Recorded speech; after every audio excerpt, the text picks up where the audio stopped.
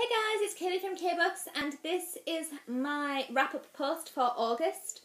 So these are the books that I read in August. I'll also show you the ones that I'm going to plan on reading in September. So the first book I read this month was Fall With Me by Jennifer Armentrout. This is the fourth book in the Wait For You series. And this is Roxy and Reese's story, and I gave it 5 stars. I absolutely loved it. I kind of like that she's moved away now from the college setting. I know for new adult books a lot of people love that, but I really love that it's moved away from that and it's looking at sort of characters who have jobs. They're still new adults, they're still young, but it's like first jobs and things like that, and I love that. I think it's great. So yeah, I gave that one 5 stars. I absolutely loved it. The next book I read was A Whole New World by Liz Braswell. This is the first book in the Twisted Tales, I think it's called, series, and it's endorsed by Disney, and it's basically putting a Disney movie, a classic Disney tale, and saying, if one thing was different, what would have happened? I was so looking forward to this book. I am the most enormous fan of Disney. I absolutely love Disney, and I thought this is the perfect book for me. Whole New World, as you can probably tell by the title, is from Aladdin, and the twist was what would have happened if Jafar had got the lamp first. This is the first book in the Twisted Tales, I think it's called, series, and it's endorsed by Disney. And it's basically putting a Disney movie, a classic Disney tale, and saying, if one thing was different, what would have happened? I was so looking forward to this book. I am the most enormous fan of Disney. I absolutely love Disney, and I thought this is the perfect book for me. Whole New World, as you can probably tell by the title, is from Aladdin, and the twist was what would have happened if Jafar had got the lamp first. I was really looking forward to this, but unfortunately this book just did not do it for me. It really didn't. I DNF'd it. I just couldn't finish it. I was so disappointed because I absolutely love Disney so much. But for me, the beginning was just Aladdin. That's all it was. The beginning of the book was just a complete copy of the movie. Even down to dialogue that the author had taken from the Disney movie and put it. So it was more like a novelisation of the Disney movie, and I kind of thought if I wanted that, I could just have watched the movie.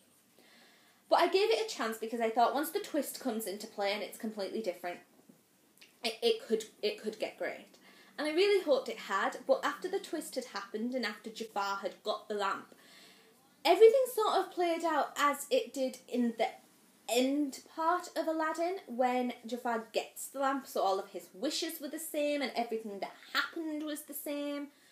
They'd sort of twisted it a little bit, so Aladdin and Jasmine had already sort of had this connection before, so it kind of felt like the beginning of Aladdin and the end of Aladdin with a big chunk missing out of the middle. So I just DNF'd it. I was really, really disappointed. I so wanted to love it, but I just couldn't. And in my opinion, I didn't want to waste my time on it when really all it made me want to do was watch Aladdin. And I probably would have enjoyed it a whole lot more if I'd have just watched Aladdin. So unfortunately it was a DNF. The next one I read was Forever With You by Jennifer Armentrout. I got an arc of this book. My review will be going up on publication date in September. And this is the 5th book in the Wait For You series. This is without a doubt my favourite of the series. I gave it 5 stars. I absolutely loved it. I felt like some of the latest ones, you can sort of see the same thing happening in them. And they haven't really, I've loved them, but they haven't had that spark that the first one did, the first 2 did. I felt that this one took it back and it had that spark. It's my favourite because it tackles such a personal and horrid issue. It tackles a really important issue that a lot of people go through. it's very emotional, and I think if somebody has personally gone through this particular issue in their life, then it will be a hard read. And so if I see people sort of DNFing it because of the matter that Jen's writing about, a part of me won't be surprised, because it's hard, it's heartbreaking, and it's really emotional. But when you get past that, you see that she is actually tackling this really important issue that people don't really talk a lot about, and it's important to talk about it. And it just completely blew me away. It was absolutely phenomenal. Without a doubt, my favourite of the series so far. The next book that I read was Dorothy Must Die by Danielle Page. This is the first book in the Dorothy Must Die series, and I gave it 4 stars. I really, really liked this book. I read the prequel, the first prequel, because there's quite a few prequels to this series, way before this was released, and it had made me so excited, but I just hadn't picked it up. I really, really enjoyed it. Some of it was a bit hard to get through when the story started to wane a little bit, and I got a little bit bored. But I love The Wizard of Oz. I love Wicked, and I love everything about The Wizard of Oz and Wicked, and this was like all of that tied into one, as well as the newest movie, which was Oz the Great and Powerful. It sort of had influences from that as well. I loved it. It's amazing, and I'm really looking forward to reading the next one. I love retellings, and this is just such an unconventional retelling, because it's not quite a retelling. It's more a sequel. So it's more everything that happened in The Wizard of Oz, that already happened. This is what happened after. So after Dorothy had gone back to Kansas, what happened? What happened to Oz and things like that. And I just loved it. It's great. The next one I read was actually 2, and it is in this bind-up of the Dorothy Must Die stories. This is a bind-up of the first 3 prequels. No Place Like Oz, The Witch Must Burn, and The Wizard Returns. I'd already read No Place Like Oz, so I went straight to The Witch Must Burn.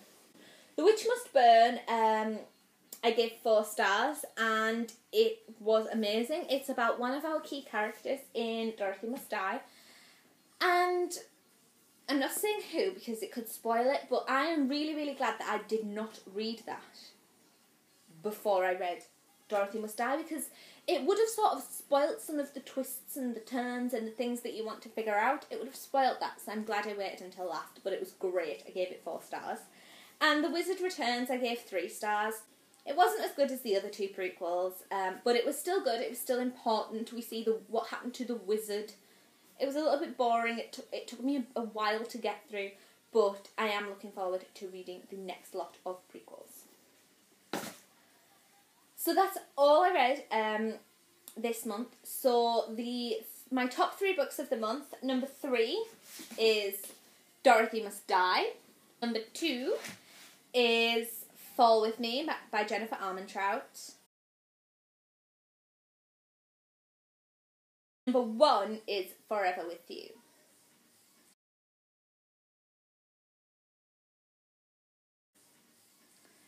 So, on my blog each month I do a poll for what books I am going to be reading in the next month.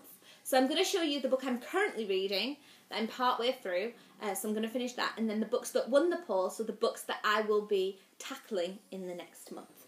So the book that I'm currently reading is Queen of Shadows by Sarah J. Maas. I am just over a third of the way through.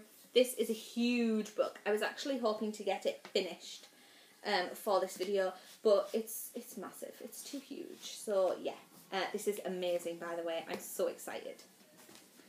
The books that won the poll and the ones that I will be tackling in the next month are Shadow and Bone by Leigh Bardugo. This is the first book in the Grisha series, and I have had this on my shelf for forever, for absolutely forever.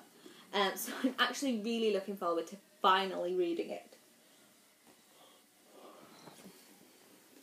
The Orphan Queen by Jodie Meadows. This is the first book in the Orphan Queen series, and it is a young adult fantasy book. I should have actually said that is also a young adult fantasy book. Yeah.